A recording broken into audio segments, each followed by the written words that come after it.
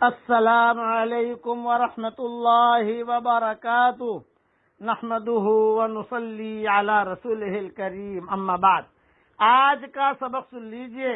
آج کے سبق کی سرخی ہے حضور صلی اللہ علیہ وسلم کی سیرت پارٹ 52۔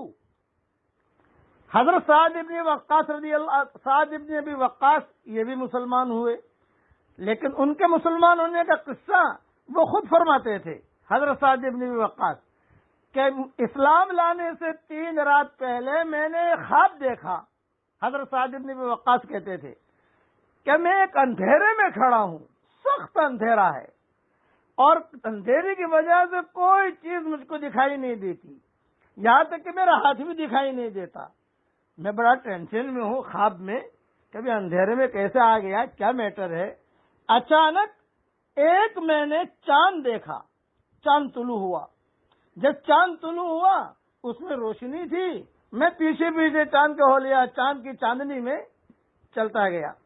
جب میں خواب میں دیکھ رہا ہوں تو چاند کی چاندنی میں جو چلا تو وہ اندھیرا تو ختم ہو گیا، تو دیکھا کہ اس چاندنی میں زید ابن حارثہ بھی ہیں، حضرت علی بھی ہیں، حضرت ابوبکر بھی ہیں، حضرت خدیجہ بھی ہیں، سارے کے سارے ہیں، حضرت طلحہ بھی ہیں، یہ سارے کے سارے جن کو میں پہچانتا تھا اور سب سے یارانہ بھی تھا مکہ مکرمہ میں، اور یہ لوگ مجھ سے پہلے اس نور کی طرف سبقت کر چکے ہیں۔ یہ میں نے دیکھا۔ اب جب میں نے یہ دیکھا تو میں کس سے بات کروں، تو آپ صلی اللہ علیہ وسلم کی خدمت میں حاضر ہوا اور میں نے خود حضور صلی اللہ علیہ وسلم سے پوچھا، کیونکہ حضور صلی اللہ علیہ وسلم کے قریبی رشتہ داروں میں تھے یہ حضرت سعد بن ابی وقاص، اقرب ترین رشتہ داروں میں۔ تو میں نے کہا کہ میں نے ایسا خواب دیکھا ہے، اور یہ آپ کی ایک جماعت میں نے دیکھی خواب کے اندر، آپ کس چیز کی دعوت دیتے ہیں؟ میں حضور صلی اللہ علیہ وسلم کے پاس آیا، آپ نے فرمایا سعد ابن ابی وقاص میں دعوت دیتا ہوں اللہ کی وحدانیت اور اپنے رسول اللہ ہونے کی شہادت کی طرف تم کو بلاتا ہوں۔ اتنا زور سے حضور نے فرمایا کہ میرے دل میں وہ چیز اتر گئی۔ ذکر اللہ کی وحدانیت کی طرف بلاتا ہوں، بتوں کو چھوڑو، بتوں کو چھوڑو، جتنے بت ہیں ان سب کو چھوڑو اور مجھے اللہ کا نبی مانو اور اللہ کو ایک مانو، بس کرنے والے اللہ ہیں۔ حضرت سعد ابن وقاص کہتے ہیں کہ میں سنتے ہی بالکل پسیج گیا، اور میں نے ایک جملہ نہیں کہا، اور میں نے کہا اشہد ان لا الہ الا اللہ واشہد ان محمد رسول اللہ، یہی جملہ کہا۔ جب یہ جملہ کہا تو حضور صلی اللہ علیہ وسلم بہت خوش ہو گئے۔ یہ روایت بھی ابن ابی دنیا نے اور ابن عساکر نے نقل کی ہے۔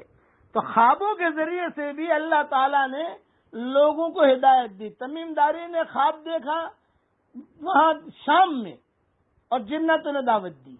اسی طریقے سے سواد بن اقارب یہ ہندوستان میں تھے اور ہندوستان میں کے جناتوں نے دعوت دی۔ حضور صلی اللہ علیہ وسلم سے کہا کہ حضرت میں ہندوستان میں تھا، سواد ابن اقارب نے کہا میں ہندوستان میں تھا، ہندوستان کے جناتوں نے مجھے دعوت دی۔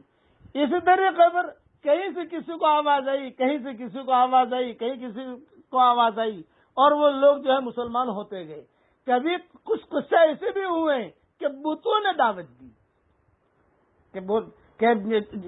کئی قصے انشاءاللہ جب یہ تفصیل چلے گی سیرت کی وہ بھی آئے گا۔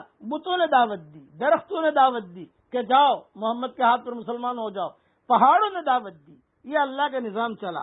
اللہ تعالیٰ جب کسی چیز کے کرنے کا ارادہ کرتے ہیں تو اللہ تعالیٰ پھر اس کو اپنے ہاتھ میں لے لیتے ہیں۔ اس لیے ذہن میں رکھیے کہ ان حضور صلی اللہ علیہ وسلم کا دین اللہ نے ہمیں دیا ہے، سب سے پہلے تو ہمیں شکر ادا کرنا چاہیے کہ اللہ تیرا شکر ہے کہ تو نے ہمیں دین دیا۔ اب میرے ساتھ پڑھ لیجئے، میرے ساتھ، اے اللہ ہر فرد امت کو سنت والی زندگی پر قائم فرما۔ اے اللہ ہیرا پھیری والی زندگی سے ہماری حفاظت فرما۔ ہمارا دین آج کل ہیرا پھیری والا ہے، بس اس ہیرا پھیری والے دین سے ہمیں بچنا چاہیے، حقیقی دین پیدا کیجئے۔ اے اللہ ہمارے دل کی کھڑکیوں کو کھول دے۔ اے اللہ ہمارے دین کے سورج کو عروج نصیب فرما۔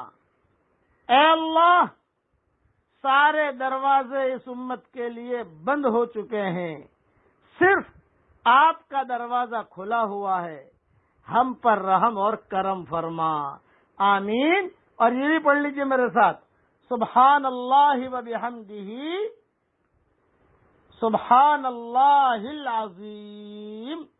یہ جملہ اٹھتے بیٹھتے پڑھتے رہو، اس میں حضور صلی اللہ علیہ وسلم کی زبان کا نور ہے، حضور کے منہ کا نور ہے، اور اللہ کو بہت پسند ہے۔ اللہ تعالی ہم سب سے راضی ہو جائے، آمین۔ بقیہ تفصیل انشاءاللہ کل پوری کروں گا۔ وآخر دعوانا ان الحمدللہ رب العالمین۔